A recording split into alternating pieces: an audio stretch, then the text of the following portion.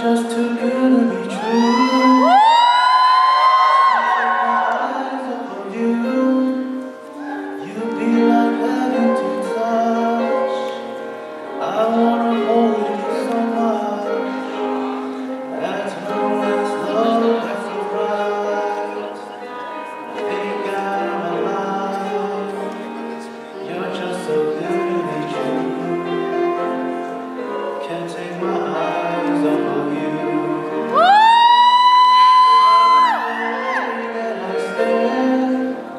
There's nothing else to compare. The sight of you leaves me weak. There are no words left to speak.